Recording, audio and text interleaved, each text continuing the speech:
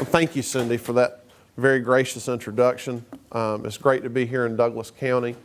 I'm real pleased to see my friend Michael McNeely and very grateful for your support of this campaign. And it's hard not to be encouraged when you spend just a minute or two with Mike at Gravely. It's great to see you today.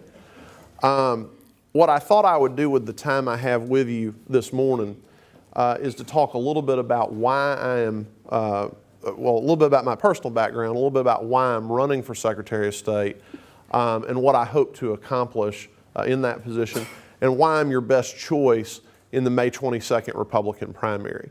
So I'll start off just by telling you how my family came to Georgia. My great-grandfather had a job opportunity in Columbus, Georgia to work at the Eagle and Phoenix Textile Mill. And he moved to Columbus, moved the family there, worked in that mill for 50 years. My granddad dropped out of school in the 8th grade during the Great Depression to help take care of our family, worked a lot of odd jobs in those years until World War II broke out.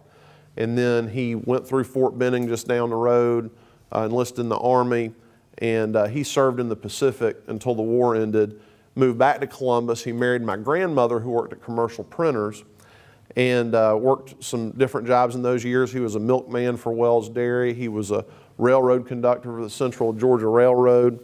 And eventually they saved up enough money to open a little grocery store at 5th Avenue and 8th Street in downtown Columbus. And that was the first of several small businesses they owned and operated.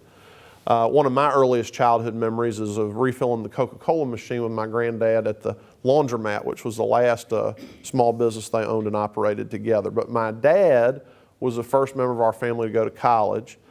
He went to Auburn University, worked at the same Eagle and Phoenix mill in the summertime to earn tuition, went on to law school. He's practiced law now for the last 40 years, and I've been able to follow in his footsteps. And Cindy, I appreciate you going ahead and breaking the bad news to everybody that I went to the University of Alabama for law school. I will tell you all just a quick side note about that. The likely Democratic nominee in this race is a fellow named John Barrow, who used to be in Congress, and I'm going to talk more about him later. But John decided to get on Twitter the night of the national championship game. I assume because of the president, everybody knows what Twitter is now. But he got on Twitter and he said, "I hope everybody's pulling for Georgia, even Josh McKoon, who went to the University of Alabama." And so I responded right back to him, and I said, "I've been pulling for Georgia my whole life," which really has been a problem. It's been a sore subject with my dad for a long time. But I said, "I've been pulling for Georgia my whole life, and I didn't even have to ask Nancy Pelosi permission." And I haven't heard from the congressman since that exchange. But I tell you all that personal background just to give you a little bit of a sense of who I am and where I come from. But also to tell you, my family's really been able to live our American dream. You know, we've been able to chart our own course, pursue our destiny, and this country and this state's given us that opportunity. And what sort of animated my interest in public service, in being a county Republican Party chairman and being a state senator, has been that I feel like it's getting harder for the average person to achieve their American dream. Now, you hear elected officials in Georgia talk all the time about Georgia being the #1 state to do business. In fact, if I had $1 for every time I've heard that, I could self-fund my campaign for Secretary of State. We should celebrate that. But when we talk about that, what we're really saying is that metropolitan Atlanta is the #1 destination for Fortune 500 companies to locate a corporate headquarters. In the last 15 years, Georgia has seen our share of low-income families increase and our share of middle-income families decrease. And what that tells me is that it is getting harder, not easier, for people reaching for that first rung on the ladder of economic success to get where they need to go. And that's where I've really gotten interested in Secretary of State. Now, I've been in the state Senate. I made a decision about a year ago not to seek re-election. Had a lot of life change in the last year or two. My mother was diagnosed with stage 4 pancreatic cancer, and we lost her 11 weeks to the day of her diagnosis. I got married in August of 2016, the best decision I ever made. I got married to Jacqueline Bird, August the 20th, 2016. All those things get you thinking about, you know, we got so much time on this earth, and what are we going to do with it? And so I'd actually kind of thought I'd take a step away from politics for a while, and then Secretary Kemp decided to run for governor. Had a lot of people approach me about getting in this race, and so we decided to jump in. So why am I running for Secretary of State? I am running for Secretary of State to make Georgia the fastest state in the nation to get a job and the toughest state in the nation to cast an illegal vote. That's what my campaign boils down to. So what do I mean by that? You know, a lot of people know Secretary of State deals with elections, but how in the world does Secretary of State have anything to do with jobs? Well, one of the things the Secretary of State's office does is it administers 41 professional licensing boards that issue over 100 licenses. I don't know how many of y'all know somebody that has to have a license to go to work. Anybody? Just a quick show of hands. Okay. So 40 years ago, fewer than 1 in 20 Americans had to get a license to go to work. And all a license is a permission slip from the government to be able to do something, you know. Today, more than 1 in 4 Americans have to have a license to go to work. I think the pendulum has gone too far in the direction of regulation. Now, there's some things we ought to regulate. You know, engineers, that ought to be a regulated profession. We don't want a building falling down. You know, nurses, you know, healthcare workers. We want to make sure that you're getting good quality healthcare, and the government's got an interest in that. But I don't think anyone in this room thinks that there would be a public health or public safety crisis tomorrow if we stopped requiring that librarians receive a license from the state. You know, but we do that today. A librarian gets a state license. So we need to ask the question, you know, is this something that requires government involvement? And if it is there a way we can streamline that process? Cosmetologists in our state, and I'm not picking on cosmetologists. If you are a cosmetology license holder or you own a hair salon, just let me give you the background here. A cosmetology license holder in our state on average spends 350 days in training before they can get their license. This is a license to cut and color hair and do nails. Now, a license holder for EMT, this is somebody who's trained to give life-saving medical aid in the event of an emergency, on average spends 31 days in training. Now, there's something wrong with a system that requires 10 times the training for a license to cut and color hair and do nails as a license to render life-saving aid in the event of a medical emergency. There's some red tape that we need to cut through, because what the Secretary of State ought to be about is connecting as many people as possible to the dignity of honest, hard work. And the truth of the matter is, licensing reform can create hundreds of thousands of new jobs in this state. And we don't have to give a special tax break. We don't have to pick winners and losers in our law. We just have to get the government out of people's way. And to me, that's the number one job for your next Secretary of State. Now, some of the licensing boards have resource issues, okay? We have over 170,000 licensed nurses in our state. Right now, there are 550 complaints pending. That's really not a bad ratio when you think about it. But it is taking 400 days to investigate those complaints on average. Now, I want you to think about that. You're a nurse, you're trying to work, you've got a complaint filed against you, and it's a wrongful complaint that ought to be dismissed. That means you're under a cloud for over a year. Maybe you're not employed during that time. On the other hand, if you have done something wrong, a nurse with maybe a substance abuse problem that needs help and needs to be taken off of being licensed for a while, that's a year and a half that license isn't in suspension. You know, that person could potentially get another employment and hurt somebody. So we need the resources to make sure that the boards can do their job. This may come as a shock to some of you. I know it won't to Micah, and it won't to my friend Rick, but all the licensing fees that are generated by the Secretary of State's office go into this general pot of money called the general fund. And then the legislature spends it on whatever they want to spend it on. It doesn't get spent on the function that it is paid to provide for, which is the licensing function. So I introduced a constitutional amendment this year to give y'all the opportunity to say, you know what, every dollar that is paid for renewing a license or issuing a license ought to go to the boards that are regulating those professions so they've got enough resources to do their job. You know, we have 18 inspectors to handle the 100 or so licenses that get issued. So we're asking a state employee to be in a funeral home one day, an optometrist's office the next day, a chiropractor's office the day after that, a hair salon the next day, and be an expert in all of those different fields. It's not fair to them, and it's certainly not fair to the folks that are being regulated. So we need to make sure they've got the resources to do their job. That's a way we can really improve the delivery of service coming out of the Secretary of State's office. I'll mention one last thing about licenses. We need to make sure we're communicating with people who are in the licensed professions. I spoke to a funeral director a few months ago.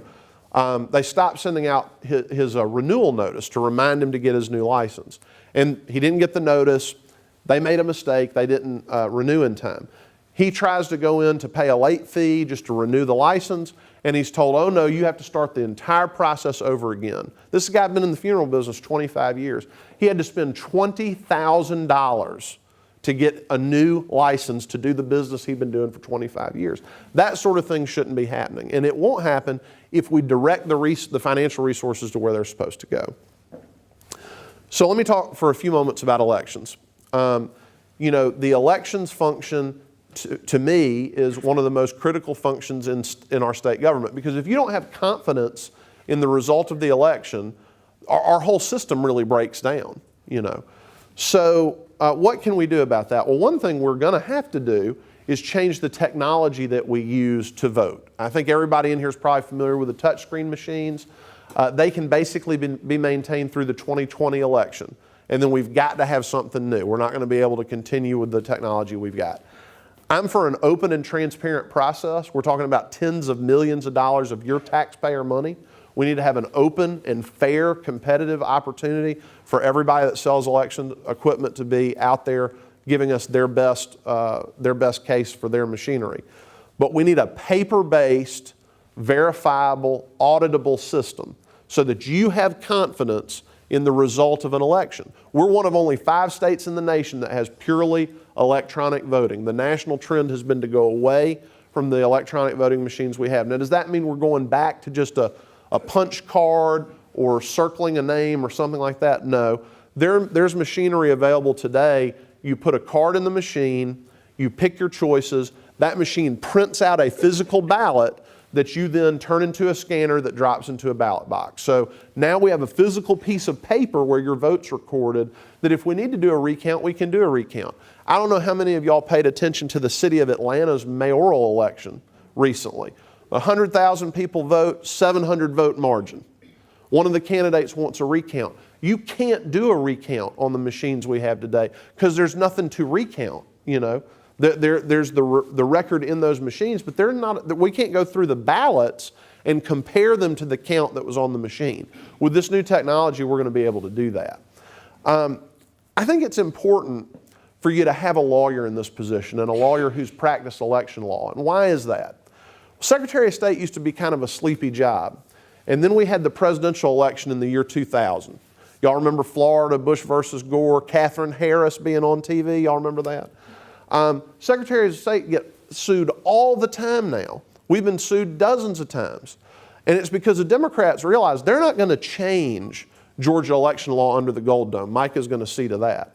But what they're going to do instead is they're going to move from the state house to the courthouse to try to change our election law. And it happened. It happened last summer during a little sleepy congressional race I'm sure none of y'all paid any attention to, involving Karen Handel and John Ossoff. Y'all probably didn't see any of those TV ads. But during that race, a lawsuit was filed about voter registration. We have a 30-day blackout period for registration in our state. Good point for me to remind you, make sure you're registered by April the 21st so that you can vote in the May 22nd Republican primary. But the Democrats sued and said, oh no, we don't need this 30-day blackout period. The 30-day blackout period should start in the runoff, not in the first round. And they got a federal judge to agree with them. And what was our reaction to that? We surrendered. And you know what happened? They registered 10,000 people in the middle of the election. 10,000 people. Now, any elections official is going to tell you the reason we need that 30-day period is so we can validate that person is who they say they are, and that they live in the district, and that they're eligible to vote. It was a huge assault on the integrity of our electoral process. You need somebody like me who's practiced election law and who understands it, so that when we need to fight, that we're able to do that, and that we say, look, you're going to take us on, we're going to take you to the 11th Circuit, we're going to take you to the U.S. Supreme Court if necessary, to defend the integrity of our electoral process. When it comes to voter fraud, people on the left say there's no voter fraud, right? I mean, I hear that all the time. Do y'all know how many people in the Secretary of State's office we have to investigate complaints about elections fraud? Anybody want to guess? 1, 4, 2. 2 sworn law enforcement officers to cover 159 counties. Now, would we say if there were 2 state troopers for the entire state that we didn't have a speeding problem because there weren't many speeding tickets being written? I don't think so. But we only have 2 people to enforce these laws. We've got to have more resources to be able to handle the complaints as they come in. I can tell you in Muskogee County, we had a situation, lady comes into the elections office, 19 absentee ballots in an envelope. I want to cast these ballots. And a Republican member of our Board of Elections just happened to be there that day and said, hey, wait a minute, what are you doing with 19 absentee ballots? So they separated those out. Turns out this lady works at a nursing home in Columbus. 15 of the 19 ballots that she was trying to cast were cast by people who were totally, catatonic in the nursing home, couldn't sign their name or make their mark. But someone had applied for an absentee ballot in their name. Someone had voted that ballot and put it in her hand.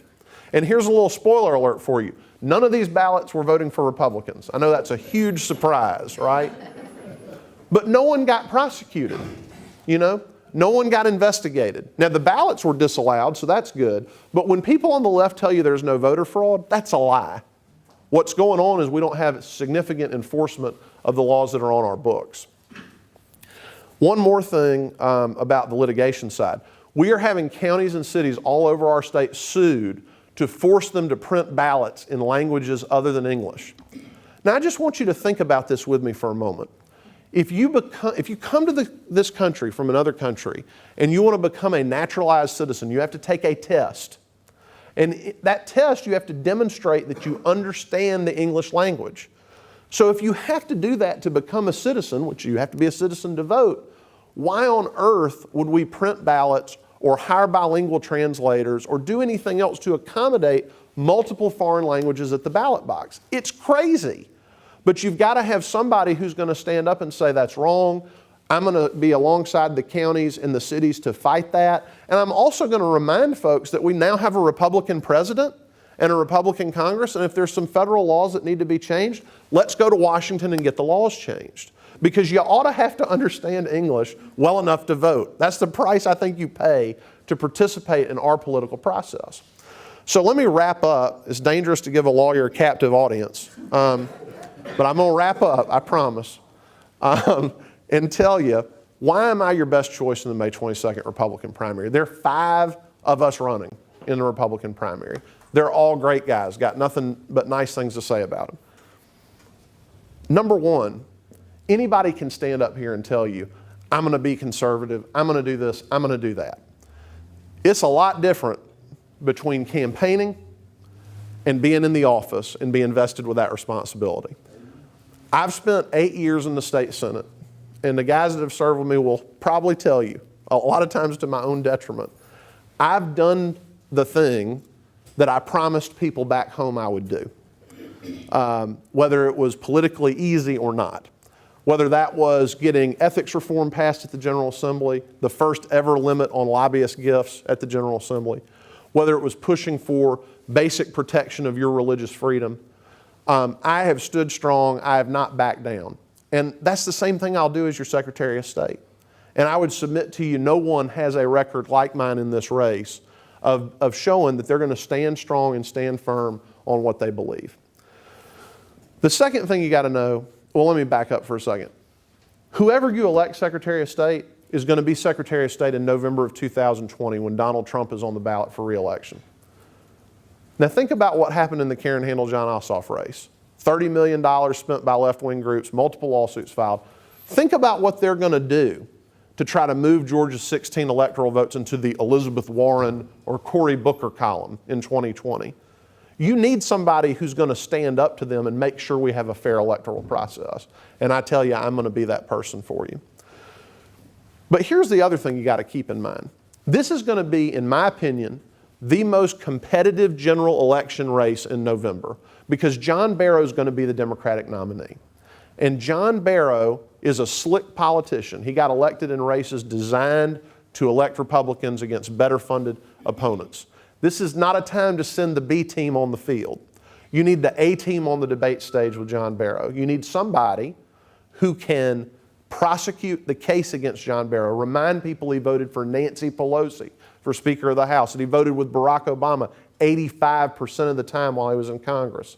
That's the person you need on the debate stage. So what I'm asking for you to do is to vote for me on May 22nd in the Republican primary, or early, starting April the 30th. I'm asking you to join our campaign. We need your support. We need your help. We're fortunate to have 21 state senators supporting me in this race, including Senator Mike Dugan. We've got a lot of good things happening in our campaign, but this is a down ticket race. We need people to spread the word and spread the message that Josh McKoon is going to be the guy to make Georgia the fastest state in the nation to get a job and the toughest state in the nation to cast an illegal vote. Thank you for your time. If there's a moment or two for questions, I'll take a couple. Yes, sir. Just want to say I like the tie, Josh.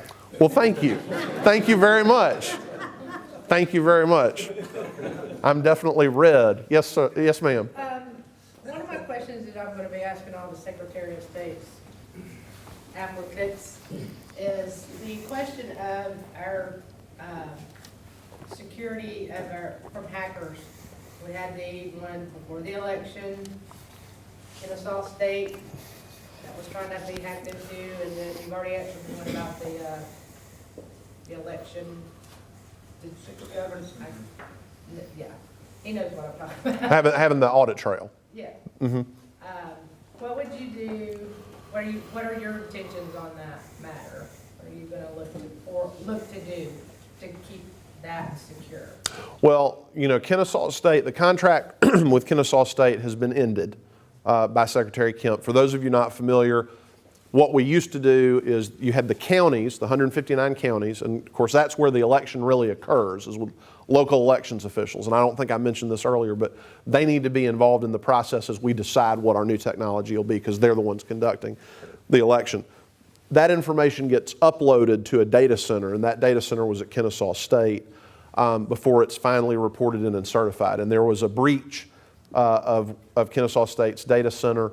Some information could have gotten out there. Also, there was a unintentional disclosure of voters' confidential information when some registration lists were sent out that included Social Security numbers and other confidential information. What would I do to try to address those issues? Well, number one, I want to do a top-to-bottom audit of our elections process when I walk into the office.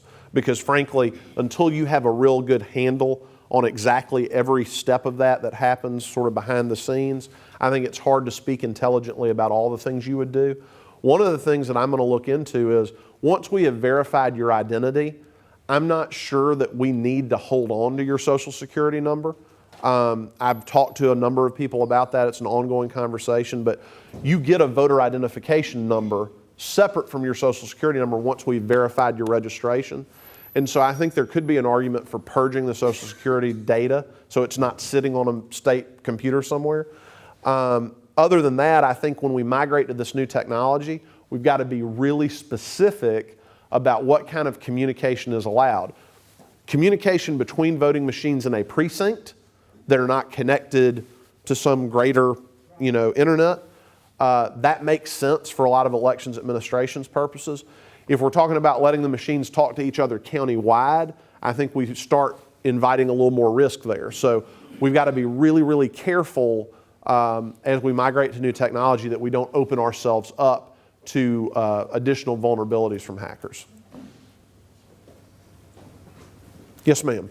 Kind of follow on the tail end of that, is there funding available for this migration to the new technology? That's a great question. So the legislature is going to have to make a decision about appropriating sufficient funds for whatever we do. And so what will happen, we've got a bill right now that's going to be voted on probably Wednesday in the Senate, then it'll move over to the House, that'll kind of spell out the time frame for all of this. So there'll be a request for proposal that goes out in 2019, and during 2019 the legislature is going to appropriate money for the machines. So it'll be up to the legislature to decide what to spend. To give you an idea of the range, if we went with just sort of a low-tech paper ballot scanner system, statewide you're probably talking about $30 million. If you go with the machine I described earlier, the touch screen sort of plus that prints out the physical ballot, if you had one of those in every polling place statewide, that would be closer to $100 million. So it's going to be a question for the legislature to make, working with the Secretary of State, how much taxpayer money do we want to spend, keeping in mind this is a 15 to 20 year decision. When we buy this technology, the last time we did this was in 2002, and now we're coming up on 2018. So it's a big investment and it's a big decision, but the legislature is going to have to appropriate those funds, and they have not yet done that. Anybody else? All right, thank y'all so much. I appreciate it.